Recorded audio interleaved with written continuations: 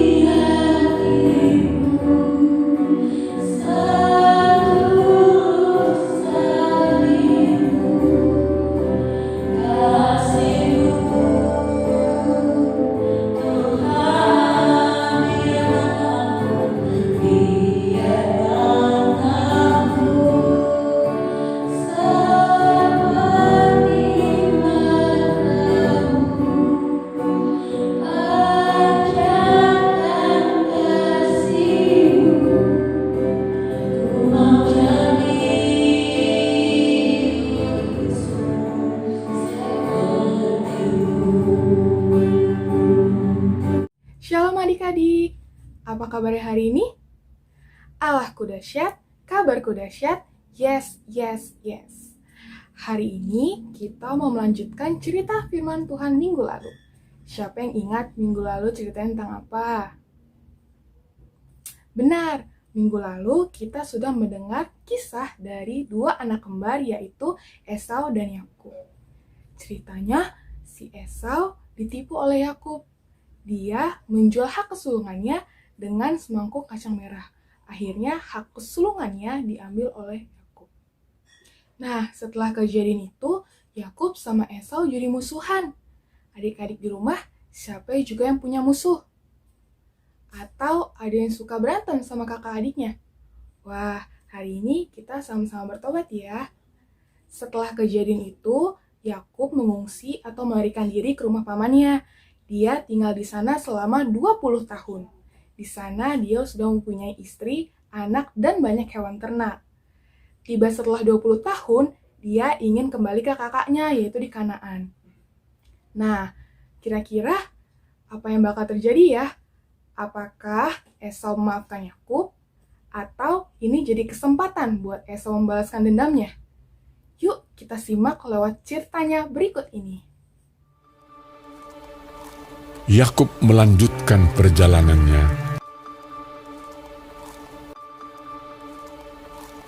Lalu bertemulah malaikat-malaikat Allah dengan dia. Ketika Yakub melihat mereka, berkatalah ia, "Ini bala tentara Allah." Sebab itu dinamainyalah tempat itu Mahanaim. Sesudah itu Yakub menyuruh utusannya berjalan lebih dahulu mendapatkan Esau, kakaknya, ke tanah Seir, daerah Edom. Ia memerintahkan kepada mereka, Dan aku menyuruh memberitahukan hal ini kepada tuanku, supaya aku mendapat kasih. Kemudian pulanglah para utusan itu kepada Yakub dan berkata, "Kami telah sampai kepada kakakmu, kepada Esau, dan ia pun sedang di jalan menemui engkau, diiringi oleh 400 orang. Lalu sangat takutlah Yakub dan merasa sesak hati. Kemudian diambilnyalah dari apa yang ada padanya suatu persembahan untuk Esau, kakaknya. Persembahan itu diantarkan lebih dahulu. Inilah persembahan yang dikirim kepada tuanku Esau, dan Yakub sendiri pun ada di belakang kami. Yakub pun melayangkan pandangnya. Lalu dilihatnyalah Esau datang dengan diiringi oleh 400 orang. Maka dibaginyalah orang-orangnya yang bersama-sama dengan dia menjadi 2 pasukan. Sebab pikirnya, Jika Esau datang menyerang pasukan yang satu, sehingga terpukul kalah, maka pasukan yang tinggal akan terluput. dan ia sendiri berjalan di depan mereka dan ia sujud sampai ke tanah 7 kali, hingga ia sampai ke dekat kakaknya itu. Tetapi Esau berlari mendapatkan dia, didekapnya dia, dipeluk lehernya, dan diciumnya dia. Lalu bertangis-tangisanlah mereka. Kemudian Esau melayangkan pandangnya. Dilihatnyalah perempuan-perempuan dan anak-anak itu, lalu ia bertanya, "Siapakah orang-orang yang peserta engkau itu?" Jawab Yakub, Anak-anak yang telah dikaruniakan Allah kepada hamba-Mu ini. "Apakah maksudmu dengan seluruh pasukan yang telah bertemu dengan aku tadi?" Jawabnya, Untuk mendapat kasih tuanku. "Aku mempunyai banyak adikku. Peganglah apa yang ada padamu." Janganlah kiranya demikian. Jikalau aku telah mendapat kasih-Mu, terimalah persembahanku ini dari tanganku. Karena memang melihat muka-Mu adalah bagiku serasa melihat wajah Allah. dan kau pun berkenan menyambut aku. Terimalah kiranya pemberian tanda salamku ini yang telah kubawa kepadamu, sebab Allah telah memberi karunia kepadaku, dan aku pun mempunyai segala-galanya. Lalu dibujuk-bujuknya lah Esau sehingga diterimanya. Baiklah, kita berangkat berjalan terus. Aku akan menyertai engkau. Tuanku maklum bahwa anak-anak ini masih kurang kuat. Biarlah kiranya tuanku berjalan lebih dahulu dari hambamu ini. Kalau begitu, baiklah ku tinggalkan padamu beberapa orang dari pengiringku. Tidak usah demikian. Biarlah aku mendapat kasih tuanku saja. Jadi pulanglah Esau pada hari itu berjalan ke Seir. Tetapi Yakub berangkat ke Sukot. Dalam perjalanannya dari Padan Aram, sampailah Yakub dengan selamat ke Sikem di tanah Kanaan.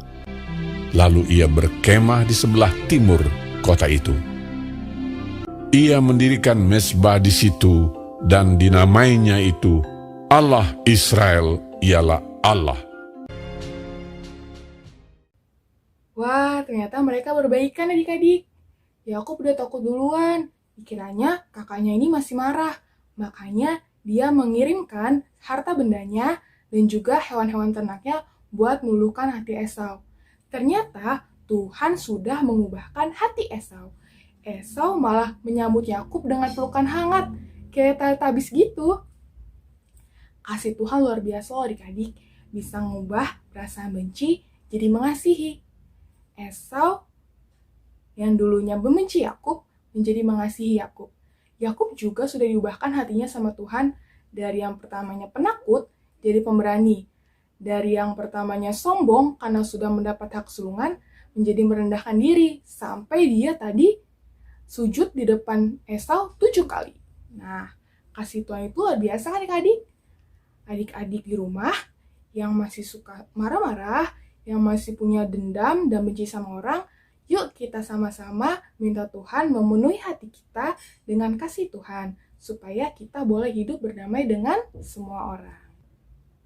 Menyimpan dendam itu tidak baik loh adik-adik, malah menyakiti diri sendiri. Sebaliknya, dengan memaafkan kesalahan orang lain, bikin hati kita menjadi lebih damai. Lagi pula, dalam firman-Nya, Tuhan sudah menjanjikan kalau kita hidup rukun, Tuhan akan memerintahkan berkat atas hidup kita. Jadi, siapa yang mulai hari ini mau berkomitmen untuk tidak menyimpan dendam dan memaafkan kesalahan orang lain? Angkat tangannya. Wih, keren. Kalau gitu, kita sama-sama berdoa yuk. Lipat tangannya, tutup matanya, kita bersatu dalam doa. Bapa yang baik, terima kasih untuk firman-Mu hari ini. Hari ini kami telah belajar untuk memaafkan kesalahan orang lain. Tuhan Yesus, ketika kami masih punya dendam dengan orang lain, Tuhan penuhi hati kami dengan kasih-Mu, supaya kami boleh merasakan kasih-Mu, dan dengan kasih-Mu itu juga kami boleh memaafkan kesalahan orang lain. Terima kasih Tuhan, berkati setiap anak-anak-Mu. Di dalam nama Tuhan Yesus, kami telah berdoa mengucap syukur. Haleluya. Amin. Dadah.